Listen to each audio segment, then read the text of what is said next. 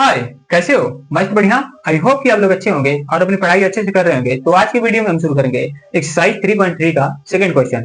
इससे पहले वाली वीडियो में हमने फर्स्ट वाले क्वेश्चन को अच्छे तरीके से बताया था। अगर आप उसे नहीं देखे हैं तो आप जाके जरूर देखिएगा। तो आज मैं शुरू करूंगा सेकंड वाला क्वेश्चन। तो शुरू करें, आइए देखते हैं। देखिएगा ध्यान से कि इसमें जनरली वर्ड प्रॉब्लम वाले क्वेश्चन आएंगे। इसमें देखो कि वर्ड प्रॉब्लम वाले क्वेश्चन को कैसे करना है, बाई इलिमिनेशन मेथड के थ्रू। ठीक ना? तो यहाँ पे देखो कि मैं पहले से ही क्वेश्चन लिख के लेकर आ गया हूं। आप देखिएगा ध्यान से कि फर्स्ट वाला क्वेश्चन दिया क्या गया है। देखिए फर्स्ट वाले क्वेश्चन में कि if we added 1 to the numerator and subtract 1 from denominator of fraction reduced to 1, ठीक, it becomes 1/2 if we only add 1 to the denominator. What is the fraction? मतलब देखो इसमें कि क्या पूछा है कि जो न्यूमिनेटर है उसमें क्या किया गया है कि 1 ऐड किया गया है, और जो डिनोमिनेटर है उसमें क्या किया गया है कि 1 सबट्रैक्ट किया गया है। ठीक ना? ये बताओ कि यहाँ पे क्या है, न्यूमिनेटर भी मिसिंग है और डिनोमिनेटर भी मिसिंग है। मतलब क्या कि मैं क्या मानूंगा, लेट न्यूमिनेटर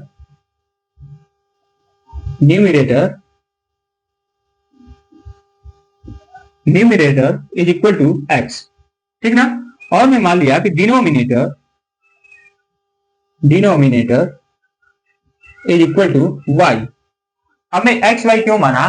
क्योंकि यहां पे जो क्वेश्चन दिया है वो किसमें है, इन 2 वेरिएबल्स में। तो मैं माना हूं 2 वेरिएबल्स में। ठीक ना? अब देखना ध्यान से कि न्यूमिनेटर और डिनोमिनेटर से जो फ्रैक्शन बनेगी, फ्रैक्शन नंबर्स क्या होगी जी, ये बता दो। फ्रैक्शन नंबर्स क्या होगी? फ्रैक्शन नंबर्स क्या होगी? x डिवाइडेड बाई y होगा। ठीक ना? अगर मैं अकॉर्डिंग टू क्वेश्चन चलूं, तो क्या होगा कि न्यूमिनेटर में 1 को ऐड किया जा रहा है। न्यूमिनेटर मतलब क्या है, x है, तो x में 1 ऐड करोगे, और डिनोमिनेटर में क्या किया जा रहा है, 1 को सबट्रैक्ट किया जा रहा है, मतलब कि y माइनस 1। ये क्या हो रहा है कि जब सबट्रैक्ट किया जा रहा है, डिनोमिनेटर में 1 और न्यूमिनेटर में 1 ऐड किया जा रहा है, तो जो फ्रैक्शन आ रही है वो रेड्यूस टू 1, मतलब कि किसके इक्वल आ गया, 1 के इक्वल आ गया। बात समझ में आया? आप देखो इस वाले टर्म को, ये डिनोमिनेटर में जो नंबर है इसको उठाकर इधर लेकर चले जाओ। लेकर जाते हैं, ये मेथड रॉन्ग होता है, बट हम क्या करते हैं कि जनरली हमारे क्वेश्चन क्या हो जाते हैं कि यहाँ से ऐसे जब यहाँ पे लेकर जाएंगे तो करेक्ट होते हैं। क्यों हो जाते हैं? क्योंकि यहाँ से अगर क्या करोगे कि इसको हटाओगे तो क्या करोगे, यहाँ पे मल्टीप्लाई करोगे, y माइनस 1 से मल्टीप्लाई करोगे न्यूमिनेटर में, तो इधर भी मल्टीप्लाई करना पड़ेगा। ठीक ना? तो इधर ये क्या होगा कि न्यूमिनेटर डिनोमिनेटर दोनों कट जाएगा, इधर क्या हो जाएगा, ये वाली टर्म मल्टीप्लाई हो जाएगी। ठीक ना? तो इसलिए क्या करते हैं कि हम जनरली यहाँ से उठाते हैं और यहाँ पे मल्टीप्लाई कर देते हैं। तो देखो x plus 1 is equal to, ये देखना ध्यान से, जब 1 में मल्टीप्लाई करोगे तो वही आएगा ना, y माइनस 1, यही आएगा ना। यहाँ पे देखो कि ये जो y वेरिएबल्स है इसको वेरिएबल्स के साथ ला दो, x वेरिएबल के साथ लाओगे तो क्या होगा, यहाँ पे y क्या है कि पॉजिटिव है, तो इधर आएगा तो माइनस हो जाएगा, माइनस y। हाँ, इधर से लेकर आते नहीं है, हम क्या करते हैं कि यहाँ से एलिमिनेट करेंगे तो इसमें माइनस y को ऐड करेंगे। ठीक, मतलब यहाँ पर क्या करेंगे, माइनस y करेंगे, तो इधर भी क्या करना पड़ेगा, माइनस y करना पड़ेगा। देखो ये प्लस y माइनस y 0 हो गया, ये इधर क्या आ गया, माइनस y, ये माइनस y। अब देखो ये वाला प्लस 1 को जब इधर लेकर जाते हैं तो ये माइनस 1 पहले से ही था ये वाला, और ये भी आ गया तो माइनस 1 आ गया। ये मालूम चला कि नहीं? यहाँ पे जब हम क्या करेंगे कि 1 को एलिमिनेट करेंगे, यहाँ से हटाएंगे, तो इसमें क्या करेंगे कि माइनस 1 करेंगे, तो इक्वल के राइट साइड और भी क्या करना पड़ेगा, माइनस 1 करना पड़ेगा। जनरली हम वैसे करते हैं। ठीक ना? तो ये देखो कि जब हमने क्या दिया इधर, तो क्या आ गया, x माइनस वाई आ गया, और इधर से ये क्या हो गया, y हट गया। ठीक, ये 1 इधर आ गया। बात समझ में आ रहा है? मैं बताने के लिए यहाँ पे लिखा था, ठीक, कंफ्यूज मत होना। ये क्या करते हैं कि हम जनरली ये देखते हैं कि इधर प्लस 1 है तो इसको इधर लेकर जाएंगे तो माइनस 1 हो जाता है, लेकिन हम क्या करते हैं कि यहाँ से एलिमिनेट करते हैं, इसलिए यहाँ से 1 हट जाता है। बात समझ में आया कि नहीं? आप देखो ध्यान से, इसको जब इक्वेशन बनाएंगे तो क्या होगा, x minus y is equal to minus 2, ये इक्वेशन फर्स्ट हो गया। ठीक ना? अब देखना ध्यान से, अब हम सेकेंड इक्वेशन बनाएंगे कि it becomes 1/2 if we only add 1 to the denominator. मतलब कि अगर हम क्या कर रहे हैं कि डिनोमिनेटर में 1 को ऐड कर रहे हैं, तो जो फ्रैक्शन आएगी वो किसकी इक्वल होगी, 1/2 की इक्वल होगी। देखना, ध्यान से देखना, ये मान लो कि स्टेप 1 था, स्टेप 1 में जो, और देखो यहाँ पे स्टेप सेकंड में ये क्या है कि जब हम क्या करते हैं कि डिनोमिनेटर में, ओनली डिनोमिनेटर में 1 को ऐड करते हैं, तो ये देखो कि न्यूमिनेटर क्या था, ये फ्रैक्शन का x था, डिनोमिनेटर क्या है, y है, y में 1 ऐड करते हैं तो ये फ्रैक्शन किसके इक्वल हो जाती है, 1/2 के। हो गया कि नहीं। अब देखो ये वाला 2 क्या है कि डिनोमिनेटर में है ना इधर, तो ये राइट साइड और डिनोमिनेटर में है तो इधर आ जाएगा तो न्यूमिनेटर बन जाएगा, मतलब कि ये डिवाइड में है तो इधर आके मल्टीप्लाई हो गया, 2x हो गया। और इनको y+1 को क्या करोगे कि इधर भेजोगे राइट साइड और, तो क्या हो जाएगा y+1, ये होगा ना। अब देखो ये y वेरिएबल्स को वेरिएबल्स के साथ ला दो, 2x - y = 1, ये सेकेंड इक्वेशन हो गया हुआ।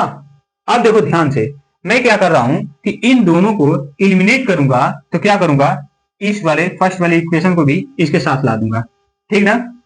तो लाऊंगा तो देखना क्या होगा, ध्यान से देखिएगा, यहां पे लिखा x - y = -2, ये फर्स्ट वाला इक्वेशन है।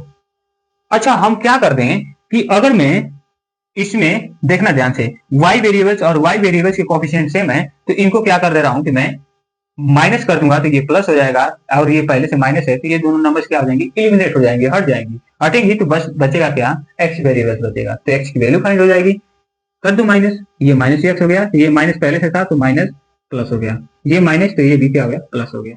इतना बात समझ में आया। आप देखो ये y और ये -y क्या हो गया, कट गया, कटता नहीं है, ये माइनस होगा तो ये 0 हो जाता है, ठीक ना, हम जनरली काट देते हैं।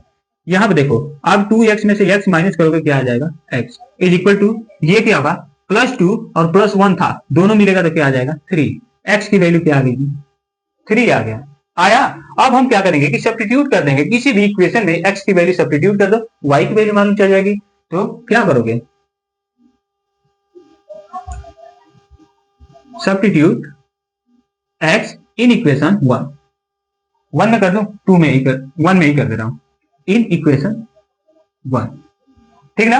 फर्स्ट इक्वेशन में क्या कर दे रहा हूं कि एलिमिनेट कर दे रहा हूं, फर्स्ट इक्वेशन क्या था, ये वाला था ना, x - y = -2, यही था। यहां पे देखो x की वैल्यू क्या है, 3 - y = -2, इस 3 को जब इधर भेजूंगा तो क्या हो जाएगा, -y = -2, ये -3 हो जाता है, ठीक ना, ये प्लस था तो इधर आके माइनस हो गया। अब देखो दोनों ऐड होंगे तो कितना आ जाएंगे, 2 - 5, ये होगा ना। अब देखो y = क्या आ गया, 5 आ गया, सॉरी यहां से देखो y = क्या आ गया, 5 आ गया। यहां से देखो कि x की वैल्यू, x क्या माना था यहाँ पे, न्यूमिनेटर, मतलब कि न्यूमिनेटर की वैल्यू क्या आ गई, 3 आ गई, और डिनोमिनेटर की वैल्यू क्या आ गई, 5 आ गई, ठीक है ना। तो ये बताओ कि फ्रैक्शन क्या होगा, तो फ्रैक्शन क्या हो जाएगा, यहाँ पे देखना ध्यान से, फ्रैक्शन क्या होगा, 3/5, ये फ्रैक्शन आ गया। बात समझ में आया कि नहीं, बहुत आसान था, ठीक। तो अब हम चले सेकंड क्वेश्चन पे, तो आइए सेकंड क्वेश्चन को देखते हैं, देखिएगा ध्यान से। तो आइए अब हम देखते हैं सेकंड वाला क्वेश्चन, देखिएगा ध्यान से। सेकंड वाला क्वेश्चन में देखिए क्या दिया है, 5 years ago Nuri was thrice as old as Sonu, ठीक। 10 years later Nuri will be twice as old as Sonu. How old are Nuri and Sonu, ठीक ना। मतलब कि नूरी और सोनू का क्या बताना है कि हमको एज फाइंड करनी है। ये बताओ, देखो मैं एक मान ले रहा हूं क्या, यहां पे देखना ध्यान से, पहले क्वेश्चन समझ लो कि क्या दिया है कि 5 years ago, मतलब कि आज से 5 वर्ष पहले वो नूरी का जो एज था वो सोनू के एज से थ्राइस था, मतलब कि 3 गुना था, ठीक ना, 3 गुना था, थ्राइस, ठीक ना। अब देखना ध्यान से कि 10 years later, मतलब कि 10 वर्ष बाद नूरी की जो आयु होगी वो कितना होगा, ट्वाइस एज ओल्ड सोनू, मतलब कि सोनू के आयु से कितना हो जाएगी, 2 गुना होगी, ठीक ना। तो how old are Noori and Sonu, मतलब कि उनकी एज बताओ, मतलब कि उनकी प्रेजेंट एज मैं मान ले रहा हूं, let present age of Noori is equal to मान लिया x, ठीक है ना। अब मैं मान ले रहा हूं कि second present age of Sonu y years, ठीक ना। ये एक्स ईयर है, ईयर्स का है, तो ये कितने ईयर्स का है, वाई ईयर्स की है, सॉरी सोनू वाई ईयर्स की है और नूरी कितने ईयर्स की है, तो एक्स ईयर्स की है, ठीक ना। अब देखना अकॉर्डिंग टू क्वेश्चन में चलूंगा, तो देखना फर्स्ट केस में, केस फर्स्ट देखिएगा ध्यान से, इसमें दिया है कि नूरी की जो एज होगी वो सोनी की एज से कितना होगी, कितना होगी, थ्राइस होगी, बट कितने ईयर्स बाद, 5 ईयर्स एगो, मतलब कि 5 ईयर्स एगो पहले इसका एज क्या होगा, पहले ये देखो, यहां पर देखो 5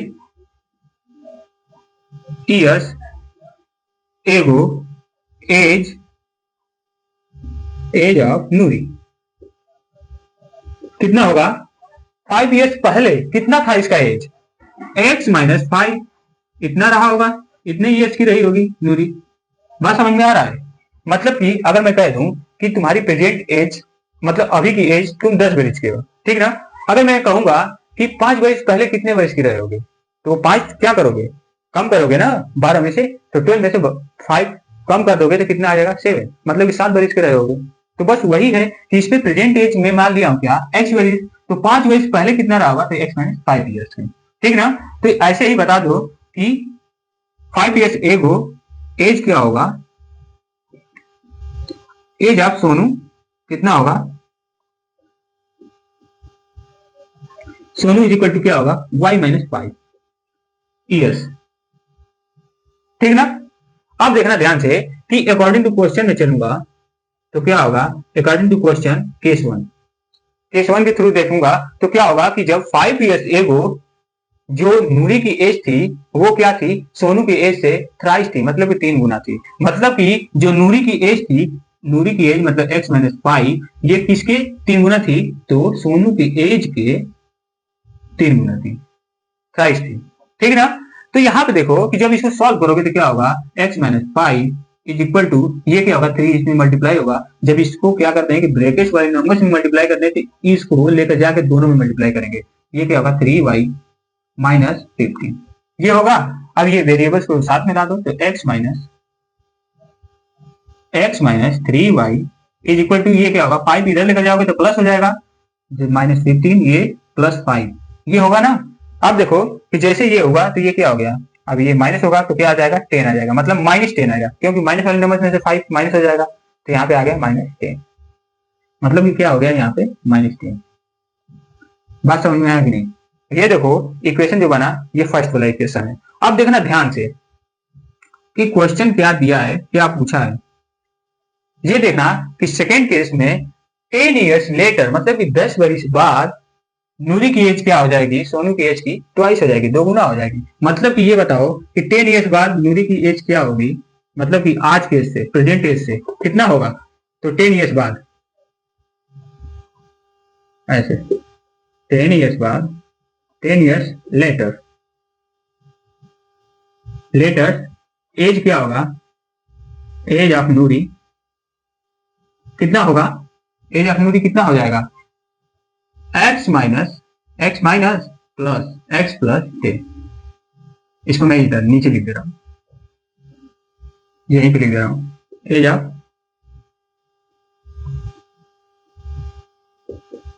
क्या होगा, x प्लस 10 ईयर्स की हो जाएगी, ठीक ना। तो देखो कि एज ऑफ सोनू कितना होगा, सोनू की एज कितना हो जाएगी, y प्लस 10 ईयर्स को हो जाएगा, ठीक ना।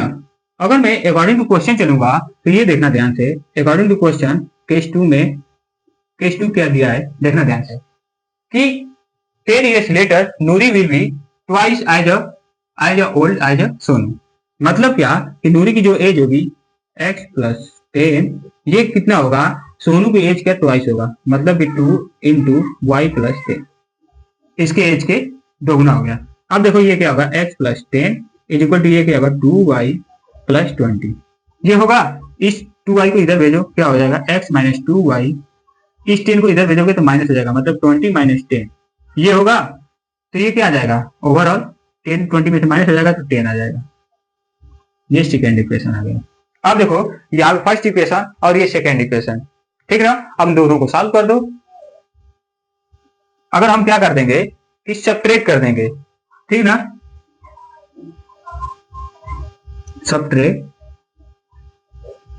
सब्ट्रैक्ट इक्वेशन 1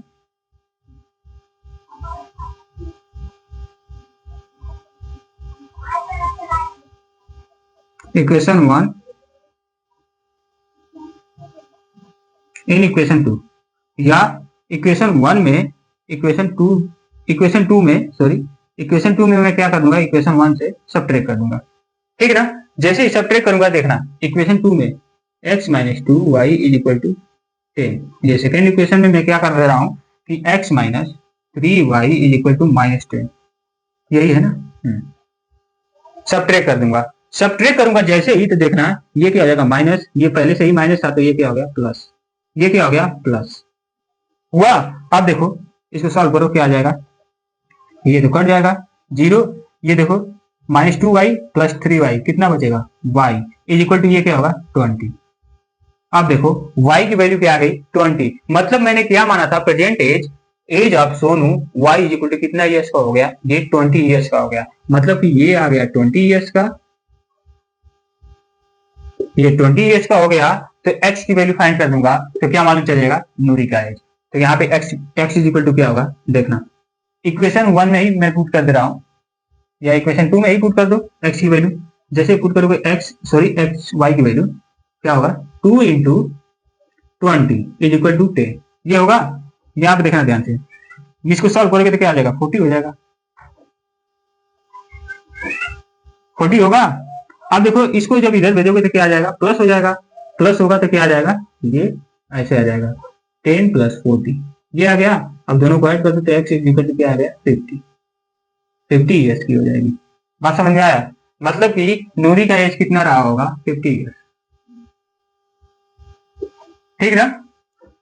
जब 5 ईयर्स बाद क्या रही होगी कि नूरी का एज कितना होगा 5, ये कितना हो जाएगा 45, 5 ईयर्स बाद ये 45 ईयर्स की रही होगी नूरी, तो ये क्या रहा होगा, ये y 5 ईयर्स बाद कितना रहा होगा, ये सोनू 15 बरिस का, ठीक ना। तो 15 में अगर 3 का मल्टीप्लाई कर दूंगा तो 45 हो जाएगा। इसका मतलब कि हमारा आंसर क्या है, करेक्ट है, ठीक ना।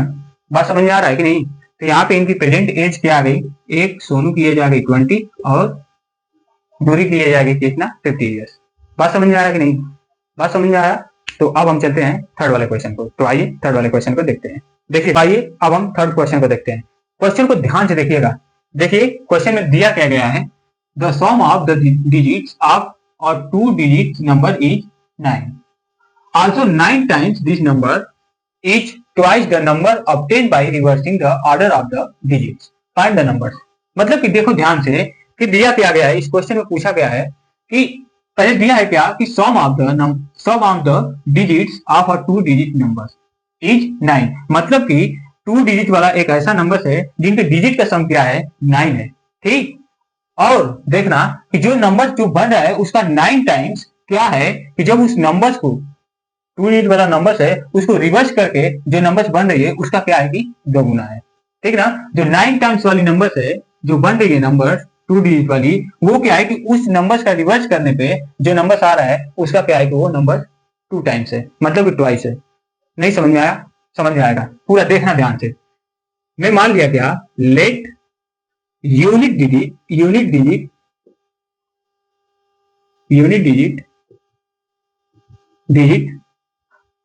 इज इक्वल टू x मान लिया, ठीक है ना। तो देखिएगा और मैं माना 10th digit is equal to y। मैंने यूनिट डिजिट क्या माना x माना, 10th डिजिट क्या मान लिया y मान लिया। मतलब कि देखो ये यूनिट डिजिट है, मतलब इकाई वाला अंक है, और ये क्या है दहाई वाला अंक है। ये बताओ कि इससे नंबर्स क्या होगा, तो नंबर्स फॉर्म कितना होगा,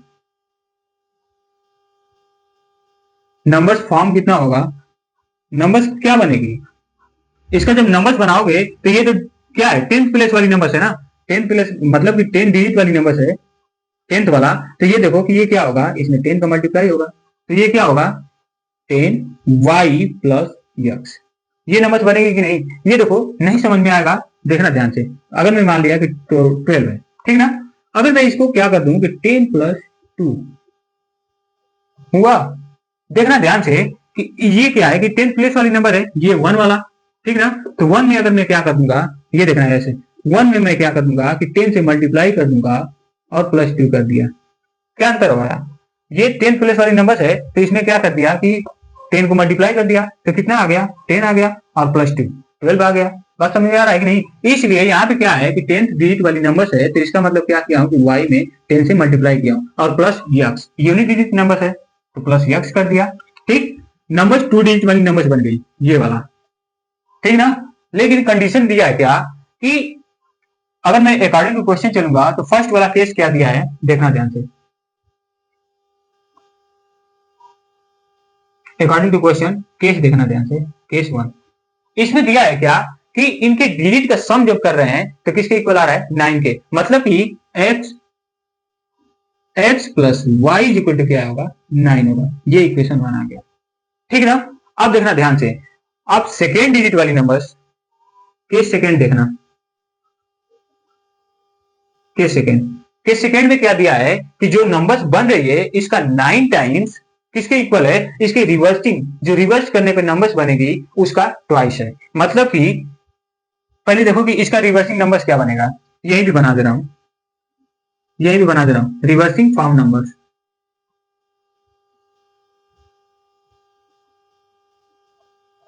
रिवर्सिंग नंबर,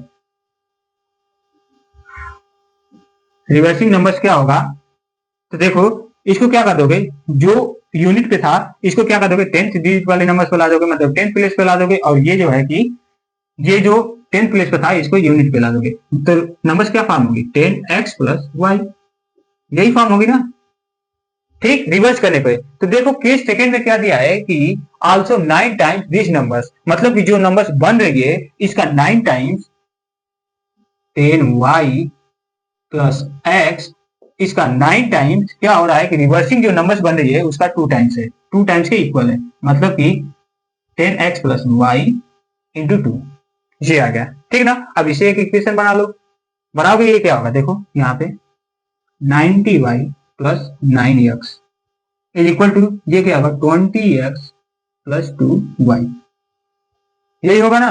अब देखो ध्यान से, इस y को इधर ला दो, वेरिएबल्स बनाओ, वेरिएबल्स के साथ, सेम वेरिएबल्स के साथ सॉल्व करो, ये 2 इधर आ जाएगा, कितना आएगा,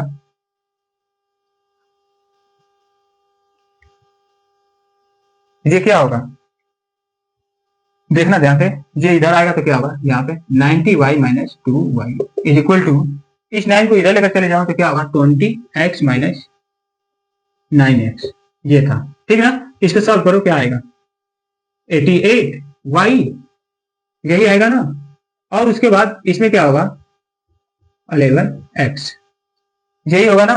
अब देखना ध्यान से, जब मैं क्या करूंगा कि इस x को भी, ये देखो इस y को उठा के इधर ला दो सीधा, 11x minus 88y is equal to क्या आ गया, 0 आ गया, ठीक ना। इधर से ये नंबर चली गई तो कुछ नहीं बचा, यहाँ पे 0 आ गया।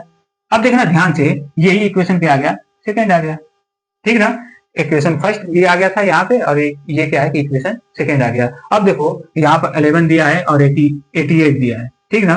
अगर मैं क्या कर दूं, ये देखो कि अगर मैं 11 से डिवाइड कर दूं इन तीनों टर्म्स में तो क्या होगा, देखना ध्यान से, अगर मैं 11 से डिवाइड करूंगा, यहाँ पे भी, यहाँ पे भी करूंगा, और कहाँ पे करूंगा, ये 0 में भी 11 से डिवाइड करना पड़ेगा, ठीक ना। इससे नंबर में कोई चेंजिंग नहीं हो रहा है, ठीक ना, इक्वेशन सेम ही रहेगा, बस उसका सिंपलेस्ट फॉर्म हो जाएगा। मतलब कि इस 11 से ये 11 कट गया, इस 11 से ये कितने बार में कटेगा, 8, और ये इससे 11 से डिवाइड करोगे 0 में तो ये ओवरऑल 0 ही होगा। मतलब कि क्या बचा, x minus 8y equal to 0, ये मान लिया थर्ड इक्वेशन बना, ठीक है ना। अब देखो ध्यान से, यहाँ पे फर्स्ट इक्वेशन और थर्ड इक्वेशन को एक साथ सॉल्व कर लो, क्या होगा, plus y is equal to 9, ये फर्स्ट इक्वेशन है।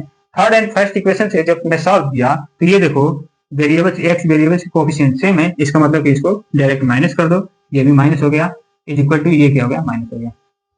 ऐसे देखो ध्यान से, अब ये क्या हो गया, कट गया, एलिमिनेट हो गया।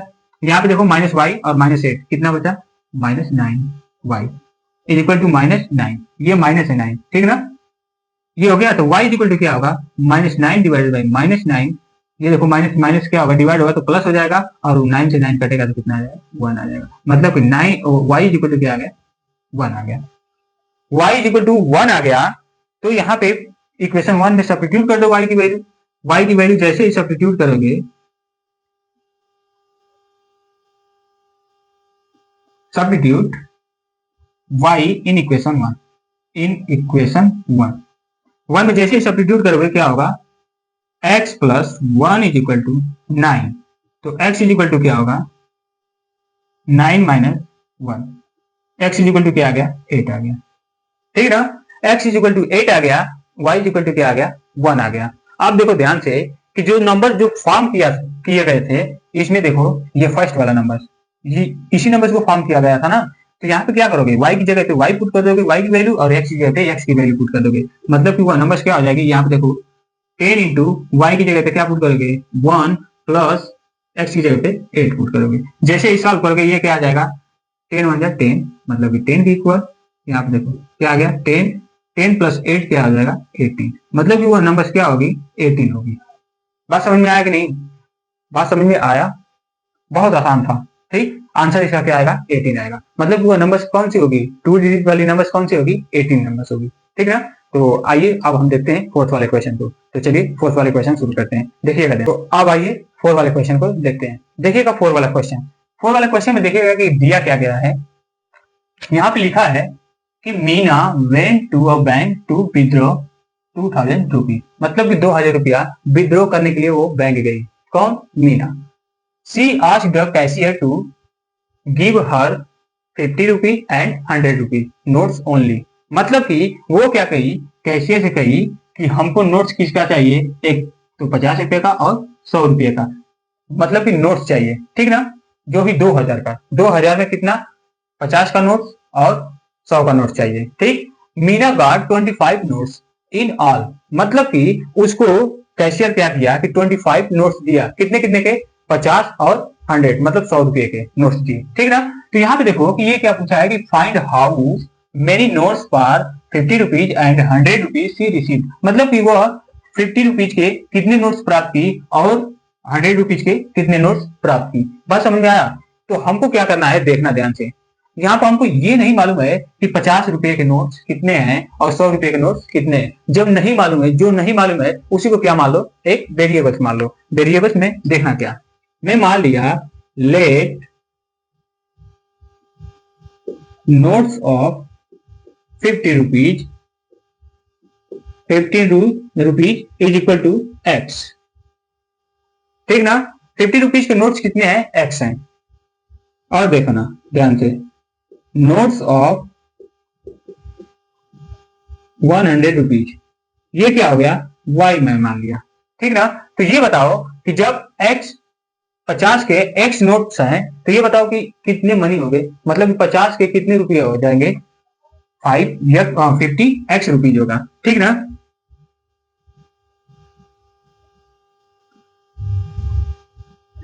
तो नोट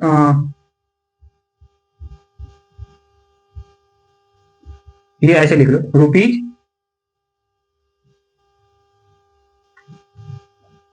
रुपीज 15 नोट, या नोट्स ऑफ 50, ऐसे लिख लो, rupees notes of 50।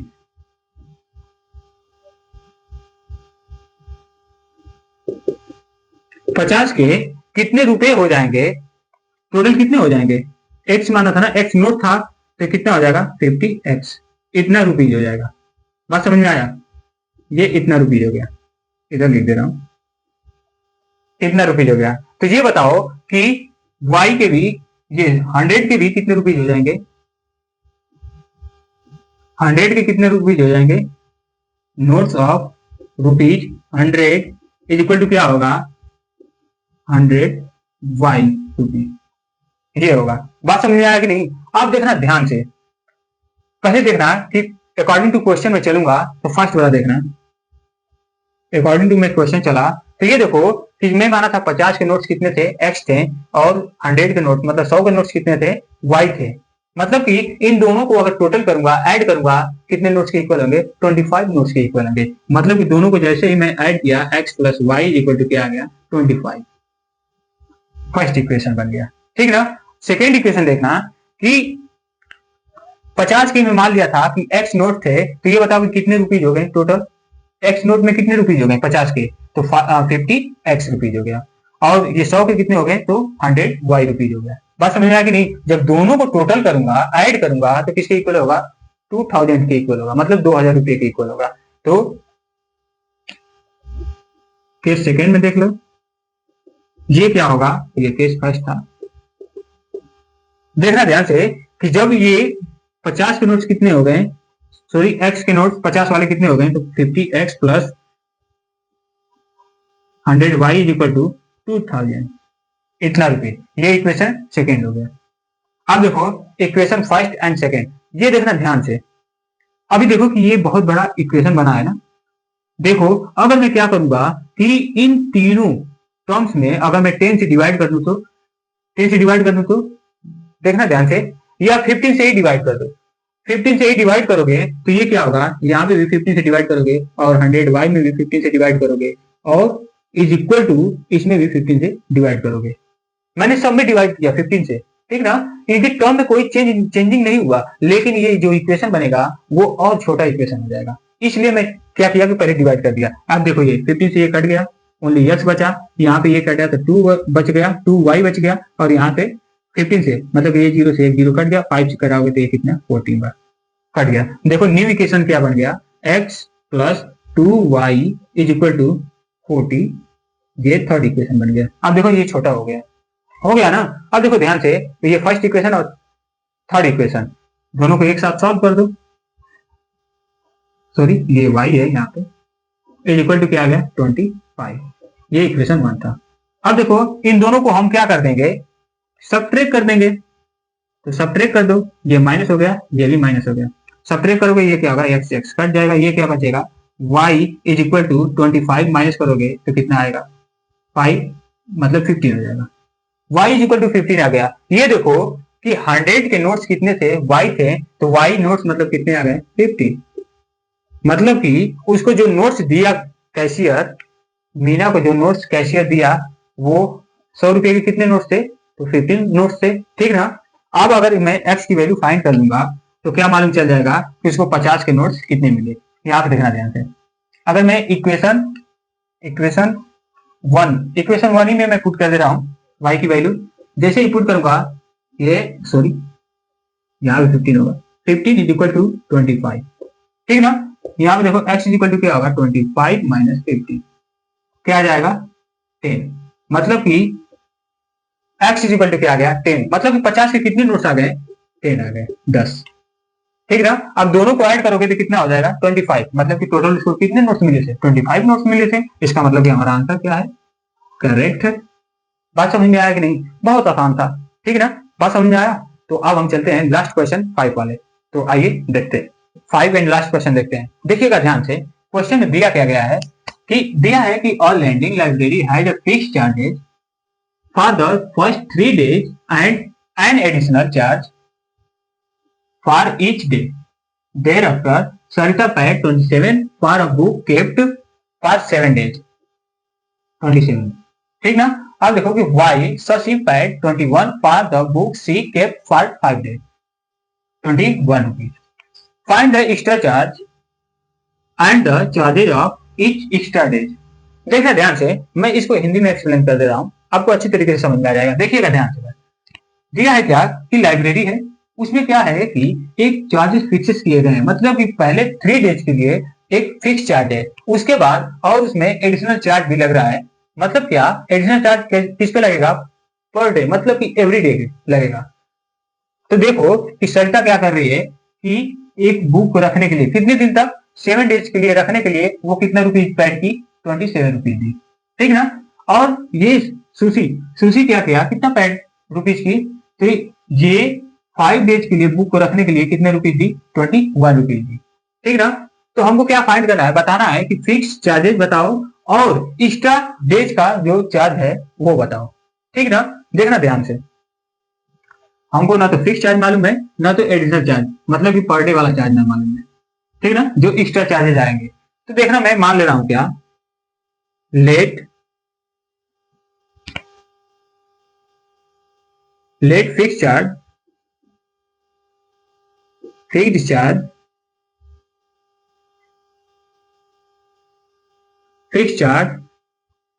For first 3 day,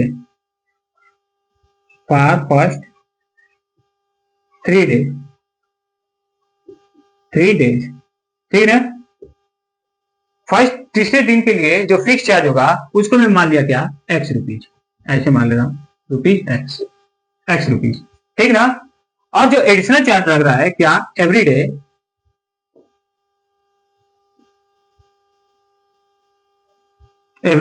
जो एडिशनल चार्ज लग रहा है, एडिशनल चार्ज उसको मैं मान लिया वाई रुपीज वाई, ठीक ना। अब देखो ध्यान से कि जब सरिता क्या कर रही है कि बुक्स को 7 डे तक रख रही है, तो कितना पेज की, 27 रुपीज की। मतलब क्या कि इसमें से फर्स्ट 3 डे क्या होगा, अकॉर्डिंग टू क्वेश्चन में चलूंगा, तो यहाँ पे देखना ध्यान से, अकॉर्डिंग टू क्वेश्चन केस 1 में देखना ध्यान से, मैं वो सरिता क्या कर रही है कि यहाँ पे 7 डे के लिए बुक रख रही है, तो 27 रुपीज दे रही है। मतलब क्या कि उसमें ये फिक्स चार्ज भी दी रही होगी, ठीक ना। फिक्स चार्ज मतलब 3 डेज के लिए देती फिक्स चार्ज।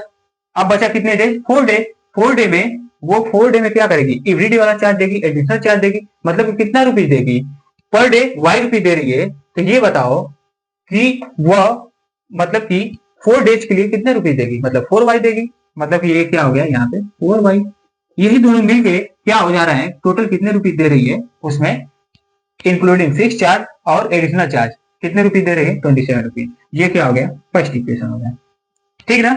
ये फर्स्ट इक्वेशन हो गया। अब सेकेंड इक्वेशन देखिएगा, अगर मैं अकॉर्डिंग टू क्वेश्चन चलूंगा केस सेकेंड में, तो देखिएगा केस सेकेंड में क्या है, क्या बोल रहा है कि अब यहाँ पे सुशी है, सुशी क्या कर रही है कि बुक को रख रहा है या रख रही है, अपने समझ लेना। यहाँ पे देखो कि 5 डेज के लिए क्या कर रही है कि वो बुक रख रही है, तो कितना रुपीज दे रही है, 21 रुपीज। मतलब क्या कि सुशी 21 रुपीज ना। ये बताओ कि 5 डे में ये फिक्स चार्जेस कितना लगेंगे, 3 डेज के लिए लग जाएगा फिक्स चार्ज, तो 2 डेज बचा ना ओनली, तो 2 डेज के लिए क्या लगेगा, एडिशनल चार्ज लगेगा। मतलब कि फिक्स चार्ज क्या लग गया 3 डेज के लिए एक्स रुपीज, और एडिशनल चार्ज 2 डेज जो बचा था, दोनों मिलके फिक्स और एडिशनल चार्ज दोनों मिलके कितना रुपीज हुआ थी, 21 रुपीज।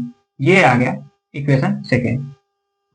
बात समझ में आया कि नहीं। अब देखो इन दोनों इक्वेशन को हम क्या कर देंगे, सॉल्व कर देंगे। फर्स्ट इक्वेशन में से मैं क्या कर दे रहा हूँ, सेकेंड इक्वेशन को माइनस कर दे रहा हूँ। जैसे ही माइनस करूंगा, जहां पर देखना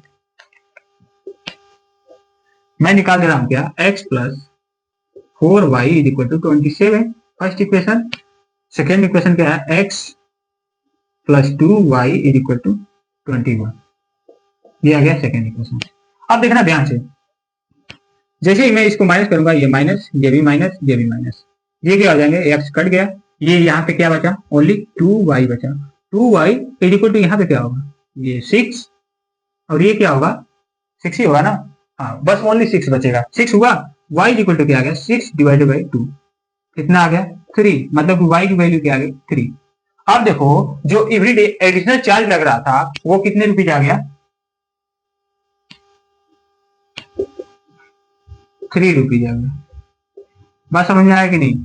एडिशनल चार्ज 3 रुपीज आ गया, तो x की वैल्यू अगर फाइंड कर दूंगा तो हमको क्या मिल जाएगा, जो 3 डेज के लिए एक्स्ट्रा चार्ज और फिक्स चार्ज लग रहा था वो आ जाएगा। तो x की वैल्यू फाइंड कर दो, फर्स्ट इक्वेशन से ही फाइंड कर लो।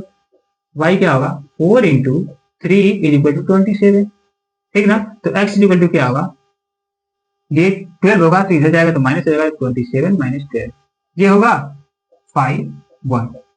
x इज इक्वल टू क्या आ गया, 50 रुपीज। मतलब कि जो फिक्स चार्ज लग रहा है वो कितना रुपीज लग रहा है, 50 रुपीज लग रहा है। फिक्स चार्जेस कितने लग रहे हैं, 50 रुपीज आ रहा है, ठीक ना। तो 3 डेज के लिए जो फिक्स चार्ज आ रहा है वो कितना लग रहा है, 50 रुपीज, और एडिशनल चार्ज जो एवरीडे लग रहा है वो कितना लग रहा है, 3 रुपीज लग रहा है।